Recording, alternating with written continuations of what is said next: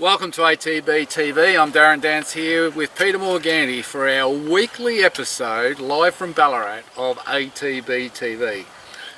Spent too long in Backers, Darren. When I first turned up, sun was out. I've got the short sleeve. Here we are now, and it's dropped.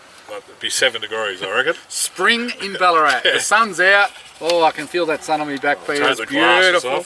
But I must admit, when you walked in, I didn't know if you'd just flown back from Darwin or Cairns. I was just trying to educate the sun to come out. We had a beautiful day last Sunday, and it's been lucky to reach 10 ever since. But anyway. Do we want to talk about the footy, Carlton? No, we did that last week. I just thought we'd talk about it every week. No, but I know. What about the Richmond supporters? Do we know any? You tiger buggers. I put up with that for 2 weeks, that type of loss. It was a cruel loss for the Richmond supporters. But every day. I copped that for 2. Better mention Owen Kelly here while we're here. Is he Richmond?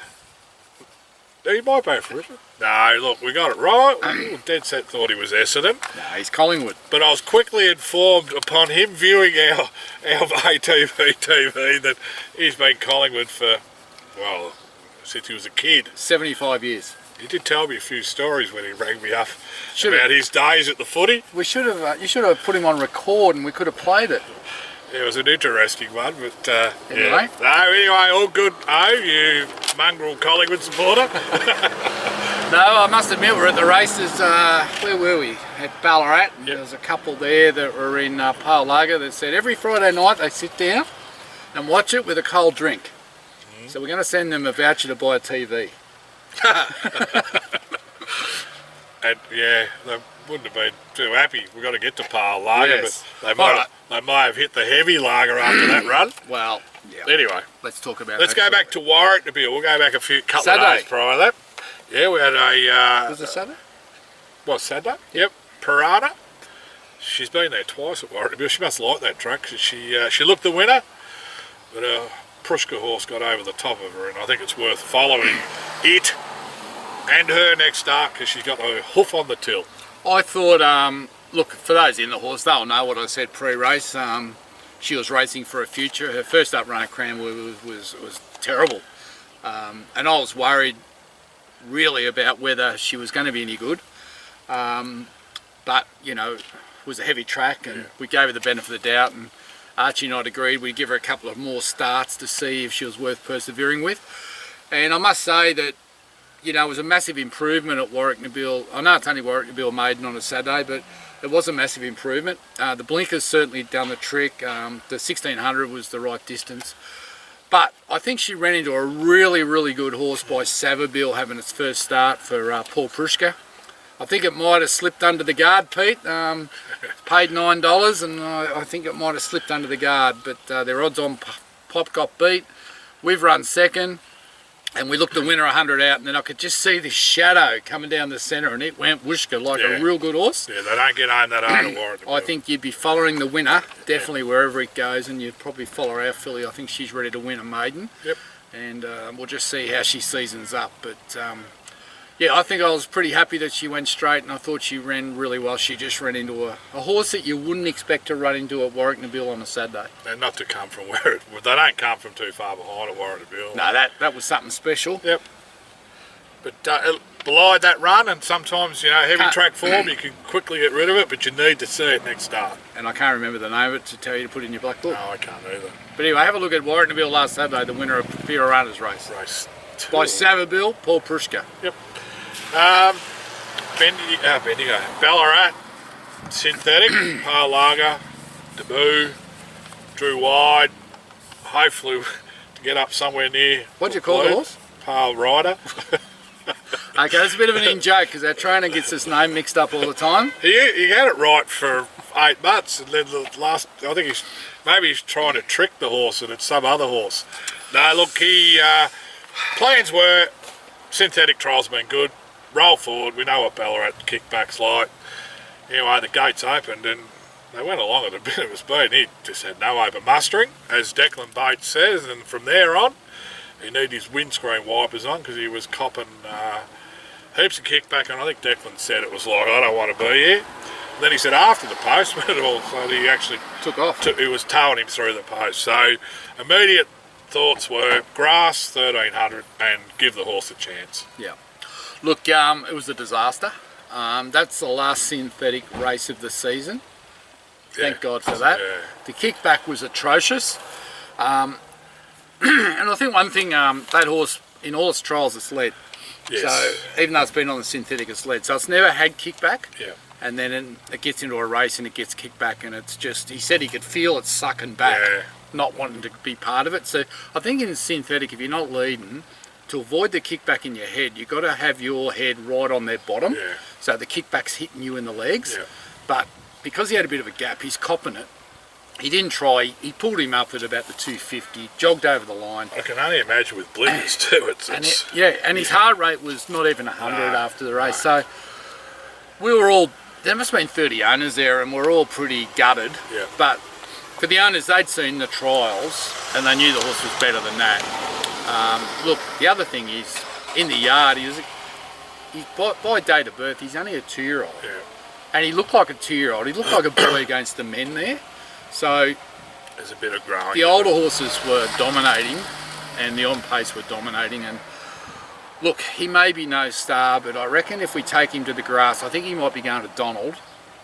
If he's in a 3-year-old maiden, Yes. he's a chance. And then I'd like to put him out, because I think he needs 3 months to strengthen up and mature.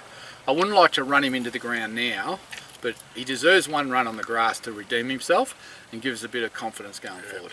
I think too, Palantino, Miler and Fox Largo, I think she won first up over 1400. So He definitely said she needs a mile. yeah, He needs a mile, but we mightn't get there this time. But we're just going to put a big line through Forget that. about it. And it was disappointing. And yeah, we just got to get him on the grass. And I think it was just the blue. Yep. No. And look, you know, there was no choices. That was the last synthetic. I suppose it was like, we've seen the trials, let's go there. But geez, The whole place was... what was the operation? What do they say? That the operation was successful, but the patient died, sort of thing. I don't know, Pete, if you've been out to Ballarat recently, but it was pouring rain. It was freezing cold. I went out Sunday when it was about 20 degrees. The car park, they were Yeah. nearly getting bogged. Yep. It's a mess out there with all the works that are going on. Yep. And there was people falling over in the mud, not even just getting out of their car and falling over and hopping back in the car and leaving because they were covered in red mud. Well, here's this. There's meant to be synthetic trials there next Tuesday, but because of the condition of the state of the surrounds and everything, and getting to them, they're going to Burraboo. Well, I didn't think we were going to get out of the driveway. Yeah, no. Well, I was there Sunday when it was a better day, but it was still wet, you know. Anyway, we'll. I think he's picked. It was like you said, Donald 1350. I'd be 2 recommending. weeks. Well, if he runs okay there, even if he won, I'd be saying spell. Yeah. Yep. Yesterday, you were saying you were thankful in the end that you never went for the drive to Sale. You reckon you had the key turned a couple of times? Pete, I agonised over going. I know it's 3.5 hours from home, but we had a couple of horses there that I would have liked to have seen run. Yep. And I was tempted. I knew that the first race was 3 o'clock, so I had to leave at about 11. And between 10 and 11, I was kind of thinking, will I, won't I, will I, won't I? And I damn well nearly did, and I'm damn well glad I never. You found a couple of things to do. Well, thankfully. I went to the office and did some admin, which, you know, Doesn't really, probably doesn't beat a race day. my But least favourite job. But anyway, it had to be done, but what's funny to think, the horses rate no good. well, one was beaten 3.8 and one was beaten 3.5, and they actually ran 8th and 10th respectively. Never looked like winning. No, they were even runs, but you're right, they didn't look like winning. The first one was painful, it was Saab. Painful to watch. If he gets a run at I reckon if he was able to get clear air from the 500, he could have run a place. Didn't get no clear air, and the race is done, and the last 100, he's not a horse that's going to pick up on a dime. And I did say to myself when I watched it, I thought, geez, I like this horse over 2,000 placed, you know, in the right race next start, and I still think that. He was just never got no run at him. No, I agree with you that once Ethan Brown couldn't ride him, we're in big trouble. Look, he's a Kiwi staying thing that needs 2,000, he needs clear air, he needs to be allowed to bowl along, and and build momentum. He's not a horse that can get back in behind him over a mile. They go real slow. He's holding him, and then he expects him to kick, and he had nowhere to go, and he got run off his feet late. But it's disappointing. I'm just so glad I didn't go to sale to watch that. Anyway, next start I'd like to see him 2,000 on a big track. And probably go forward. Go up near the lead, and look, if they want to walk, let him walk. He can go out and put a rider on that knows how to ride a stone race, because I think Saab's got a list of them, hadn't he? Saab got a lecture this morning, and you heard me. I'm a big believer that it doesn't matter. You don't just go to jockey A, B or C. There's certain riders that are very, very good at riding winners over staying distances, and there's riders that are sprinting jockeys. Yep. And there's riders that ride Flemington better than Caulfield or Sale better than Warwick Nabil. You actually need to think about who you put on these horses. And sometimes, like Ethan Brown was a late withdrawal and we had to take who we got. But when you go to 2,000, I think you need to know which jockeys ride stays better than others, because it's all about timing, balance, breathing, building momentum. Yeah. It's not get in behind them and sit there when they're running even time and then expect them to sprint. So it won't happen. You'll get beat. I think the two big things is a clock in their head, knowing, am I too far back, they're going too slow. The other one's strength at the end of those races too. Because, a lot of them need to be ridden out for probably the last 400 or 500. And, I think we saw that yesterday, Peter. Yeah. I agree with you. Anyway, I was an interested listener to the conversation with Saab. I think he'd be going through writing the list out now. Arizona Dreaming for Matt Kamani, a horse we've got a bit of time for. My observation, he was first up off 90 days. Not 3 months. Just a bit fresh for the 1400 because he over-raced. He was in a nice spot, over-raced, and because when you over-race and the race is there to be won at the 200, you're not going to kick. And you're not going to finish. The gap opened, and I thought, will he come through? But he just didn't have that energy left to do it. Beaten 3.2, ran second last. That's going to knock the edge off him. I'll be keeping him at that trip, maybe out a little further next start. Kamani's been a bit quiet since the race. He was pretty bullish before. Well, given that the horse was $10 into $5.50, I don't know if he had enough fuel to get the horse home. I didn't actually hear the post-race from Dean Holland, did you? No. Don't know if there was one, was it? Don't know, I went outside and discussed. I think... he's a better horse than that, we know that. Yeah, the trouble is, you go to 14 first up, you're on a big track. Horse has got to settle. He's pulling and you're fighting him. Yeah. I don't know, you better just to let him slide around and get clear air. I think and there was a bit of a hurry up. He was right back in the saddle. But those first 5 or 6 were all keen to be sort of in that same spot. And I think the horse got fired up with it. And I don't know. Yeah, you're right. But you probably need to make one of 2 decisions. It's either, come right back or go forward. But I suppose he was trying to look after him and he just didn't settle. And then the race is done, isn't it? Yeah, I just thought he gave him no chance of winning, given maybe plan B was, okay, he's not going to settle, he's going to fight me, I might as well just let him roll around. Sit outside the lead or something, yeah. And B, if he runs out of gas, he runs out of gas. From my experience of being a jockey, that's what I would have done. I don't think you've ever made a mistake in a race. Rocket horse. I don't think I fell off a few. Shh, don't tell him that. No, look, you've got an impeccable record. Yeah, none from none. But I just hope he derives a bit of fitness and just that edge off him. I just thought he was like... Well, I don't know what we do now. If that was a 1,200 metre race, he would have settled back because I would have went too quick and he would have settled on the bridle and ran home. Yeah. But so you're blaming the trainer? Oh, absolutely not. Jesus, talking about fence sitting here. Yeah, there must be a bit of paper. Now he's lost everything. I'm lost now. Righto, so they were the runners. And now we go straight to Geelong on Sunday. Camelot filly. First starter, Simon Wild.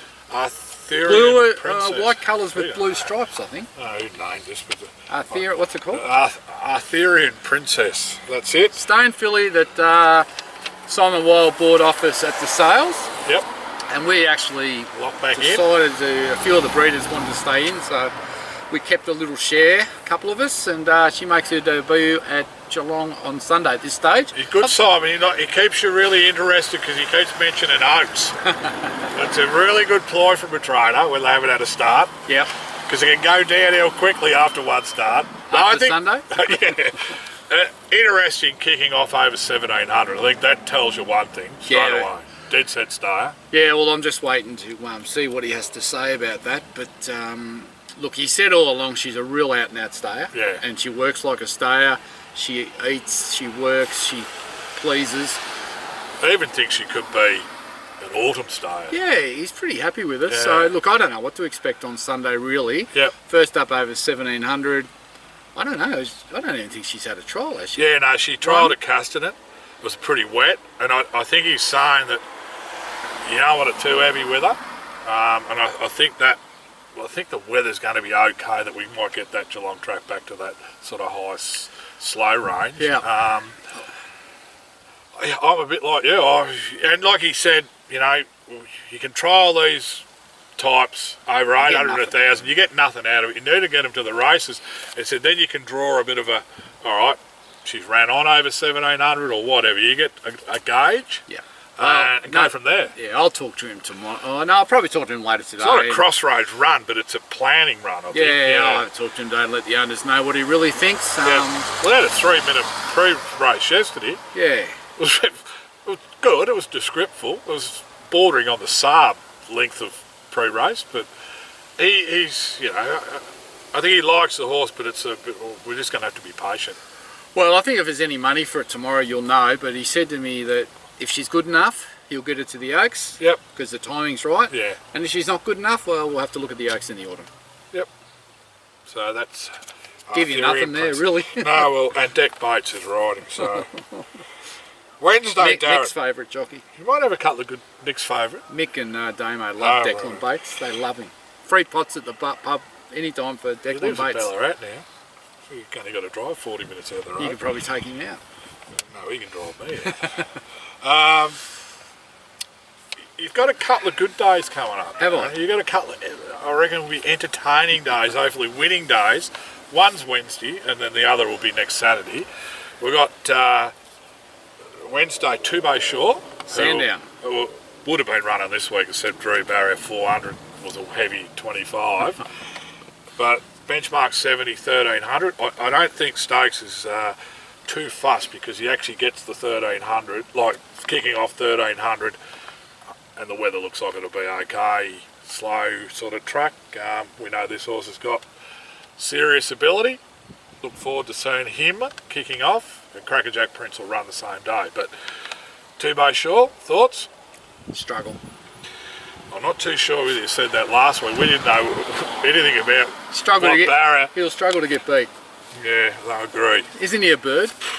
Good horse. Is he a bird? Oh, I haven't seen the field, but want to be a good at benchmark 70. Well, he drew Barrier 17 on a heavy 10 and he was still $4 favourite. Yeah. The only thing is this time of year, you can strike those springies coming through progressive, but he's one of them, I think. I think he's one of them, so we'll be going there very confident. Yep. I'd say the boys from the pub will be taking the bus. I think it was Zach Spain was on the last one. He'd be glued to the seat. Well, he was. I guess this went good, Phil. Yep. They're all pretty positive. He's one of our hopes for the spring, Two-Bay Shore, so he's resuming. I think he'll just run him through his grades and. Yep. You know, if he goes super, he'll plop him into a nice race when he's fully fit. But I like the way Stokesy goes about it. He just runs them in their grade, and then when they're at their peak, he pops them into a proper race. And if they're good enough, they win. And if they're not, they go to the paddock. Yep. Crackerjack Prince will go around. Can't win 4 out of 4. Well, he's starting to sort of get to that, what is it, law of averages now. 1800 metre benchmark 78. Now, he was not going to win at all down the straight at Sale until the last 2 hops. Big effort. So I found out what happened there.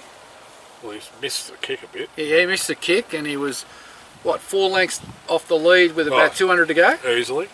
And then the Butcher boys started screaming, The horse got such a fright, it just went bang and won. The Butcher Boy Charles. The Butcher Boys were down there. Oh, the Butcher Boys. Craig Butcher and all his mates. I thought you were calling Jordan Charles a butcher. Well, I could. Have. Will again. But no, Craig Butcher and the whole team were down there in their minibus with their big slabs. Inverloch, I seen him in the photo with the horse. They were screaming and the horse got such a fright it took off. Righto. Nothing Declan did got it over on. It was those boys. Declan or Geordie? Geordie. Same. Yeah. They look the same. Yeah. One's Irish, one's not. One can ride and one can't. Oh, right, Jesus. Anyway, look, can he win 4 in a row? Wow. Is he a 78 horse? Oh, I think he is. I think he is. Well, I'm trying to work out. What did he carry down there? 61? So that means he was a 72 rider. So now he gets 4 points to be 76. So he'll carry 59 in a 78. So, I mean, good horse's weight, but, gee. Couldn't say he's running good enough. What was 1700? Up 100, down 1 kilo. Track won't be Midweek city. No. Oh, he's there with a chance. I'd love him to draw. I love him to draw 3 or 4. He's good enough. Yeah. No, I agree. I mean, sometimes, you know, you can get fooled. They win 3 in a row, but he probably started off at a level where he's better than the others. Yeah. Now he's getting to that level that he needs to not take the next step, but he needs to hold his form and, you know. No, I think he's a top 3 chance and he can definitely win. Stable have measured this right to this day. I think they've had the program just worked out perfectly, yeah. Look, he's if he wins this, he becomes Crackerjack King's best racehorse. It's 135,000, I noticed, yeah. We didn't get the Vobis boost because it's funny you say that. Tim McCullough didn't pay him up for the system. Yeah, that was just a little bit of a niggle. Anyway. Only 30 grand we missed out on. Mr. Birrell said he had the best Crackerjack King. Did you see that tweet? Yeah, but I saw it run it the other day when it got beat. He's been taken over now. This is the best Crackerjack King now. It's funny that his best horse is not grey. yeah. So, yeah, it's funny that, isn't it? Because he's white now. But out of a mare by shocking. 4 from 12, 8, 9, might be 10 places. Only missed the place twice. Yeah, so he's been a good horse. But I think he's good enough. Like, he deserves to be here and he deserves to be in the market. Who knows what we run against, but like you say, one could pop up that's a group winner. Yeah. I think he's a horse that's going to be around that 76 to 86 rate. Yeah. I think that's his mark at the moment. And if he gets to I don't know how much he improves as he gets out further. If he gets to 2,000, I think that helps. Yeah. And now, I think he's been ridden. I mean, I know he missed a kick last time. Been ridden like the best horse, put into positions where probably might not suit his, once you get up in grade, you probably need to be a little bit more conservative. I'd love to see him midfield over 2,000 at Flemington, because in each race he's been favourite, so you become the target. Yeah, so I just think sitting back, smoking the pipe, you'll get home. I think the way the fields are looking, Pete, they might only get 5 in the Cox Plate. Jump in, prize money at the end, the tail's out the 10th, doesn't it? Yep. Well, look at the field. 6. Where are all these horses? I think that's a programming issue. But sometimes you go to town and you're sort of hoping. Yeah. But we're going there thinking he's good enough. Yeah. This is his grade. Yep. And we take our chances. Yeah, no, I agree. 4 in a row. Who's won 4 in a row for us during the course? There would have been one. Someone will know. Oh, how quick we forget. The big chestnut. Taiyu. He would have won about 8 in a row, didn't he? He did. Got ridiculous there, didn't it? Anyway, good luck Wednesday. Geez, I'm gonna be wanting to be there. Got about 105 mares due to foal in the next 4 days. Is the Meredith bus going? Yeah, but it mightn't come back, Pete. I've got to be back by dark. Maybe just escort it. God, we got that many mares ready to foal. I wish a few would foal. Did you have a September 1 foal? No. No. But we did have a mare get covered on the first day of breeding. Right. Tuscan Piazza got covered on the 1st of the 9th. But Yep. By Farnham. Oh, righto. So anyway, I just need a clear day so I can get there. Well, see how you go, and then you'll have 2 good chances Wednesday. Yeah, and then forecast, we'll talk about them later next week. But Serious Suspect and Steinem, the S's, all the S's there, at Flemington. One down the straight. Bobby Lewis. One in the mares race, a Group 2 mares race. The Let's Elope. Yep. She'll be first up at this stage if everything goes good between now and Saturday. Seems to be going okay. I think her trials this time have been better than before. And on, I was going to say shit, on heavy tracks, which hard to get a gauge, but I think if you listen to Jai McNeil and what she does, getting to the post and after is what you want to hear, because that's telling you that the fitness levels are pretty good. It's been so wet, it's hard to get a gauge on these trials, but even just to forecast through to the Let's Elope, like if I said to you, write down 10 horses are going to be in that race, you'd struggle to come up with it. Yeah, that's right. Like, it's hard to know who's going to be there, because a lot of the Sydney horses stay in Sydney for those big races. They might come down here till I have to. And some of the horses that have come down have already gone to the paddock. Yeah. You know, because things have gone wrong. So it's hard to know. But look, those races are always got good horses in them. We'll be first up. Most will be, I think. A lot will be first up. Yeah. Unless it's the winter horse that's kicking through, looking to get some black type, but I don't know if there's many of them around. Well, the ones, a lot from last season that we raced against in the autumn and the spring have gone to stud. Yeah. So, you know, I'm just not sure who we got to beat. Yeah. Anyway. I'm not saying it's going to be a walk in the park, but I'm just saying I would struggle to name 4 that will be nominated for that race. Her first up run, Karamara will probably have 8 in it. In the autumn on that bog, if she goes as good as that, she'll be hard to beat on any track. Remember when she went to Sandown that day and she smashed them, looked like a Group 1 horse? Well, she's run second to Colette. She's not far off. She's a Group beaten 1. Colette. I think she's good enough to win a Group 1 race. Well, that's the target, this prep. Anyway, she's got to kick off and once again, it's Flemington on a Saturday. Yep. Hopefully everything's good and we can be there. And serious suspect Bobby Lewis. Bobby Lewis, and I mean that's his. Yeah, that's going to be harder. Well, now he's going to be up against. Well, there's 2 kilos more goes on his back, I think, depending on what the top weight is. We need one of the top raters to go in there. And then if it is, we might still have 54. We need a Saboteur XL or an Astrologist or. Well, there's probably a few different types too. A couple of those stronger horses in there. The ones that come out of the race there the other day could be Keep there. our weight down. Yes, you do, because we're 102 rider, so it has to be a pretty strong field to keep 54. Hard to believe that he's peaked at his rate. Well, I don't know if he's peaked, but this is the highest rating he's had in his career, and he's 8. He was 98, and he's now 102. He's been well placed. Well, the last 2, like Ethan Brown said, he was actually thrown in last start. Yeah, Peter Ellis is a genius. Every now and then. Sub had no clue where to go.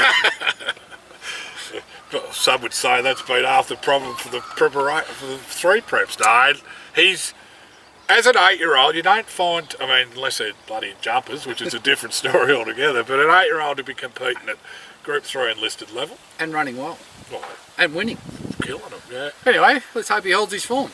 So we'll know all those fields next Wednesday, and we'll have an in-depth brief. All the owners wanting to win because it will crack them in. I will too, because that's what they want now. They're not really worried about anything else. They just wanted to see him crack the million. Well, he has to win one of these Wasn't long ago we were trying to crack $500,000 with him. Yeah. What is he, 820 something? Oh, I think he might be 850 or 860. something. Anyway, now the pressure's on because he's won 2 in a row. And now I seen a horse win last Saturday and they said, oh, that's the serious suspect form. Oh, the horse that won that race down there. They said that's the serious suspect form. One of the horses that ran. Who would have thought? Tom Davening's horse trialled yesterday in stall was in that race. So, a bit of form, suspect form. Look, just the fact that we know what he does down the straight and he'll be put himself in the race. So anyway, that's next Saturday. We need Ethan Brown. He'll be right. Get well, Ethan. He'll be right. We'll talk more about that next week when we know a little bit more about who's in the race. Got warm here, Darren. We'll have a good look at that form. But no, looking forward to Sandown Wednesday particularly. Look at all these ladies put their groceries in and thinking, what the hell are these 2 blokes doing? You're always looking at the ladies. Just focus at the camera. Stare at the back of the car. Where's your brown paper bag? She's a bit young for you, Pete. I want to stand here with a brown paper bag next week. Now. Yes. That's all we got. Now, I've set Pete a challenge here. We're going to go back into the archives. Yes, we are. And if there's no archives, you're just going to cut it off. But I'll cut this bit off. We're going to go back to Werribee. I think it was 2013 or 14. Yeah, around about. When we had Dan Dino out for the Cups. Name these 2 people. Might look a bit younger. And we interviewed Matt Kamani's sister, who was probably a bit of a no-name at the time. He's now gone on to bigger and better things, Francesca. She still looked all right. And we interviewed her, and we just thought we might pull this out of the archives. Yep. You can have a bit of a look and a bit of a laugh. But until next week, Darren Dance and Peter Morganti, have a great week. Geez, that bakery smells good.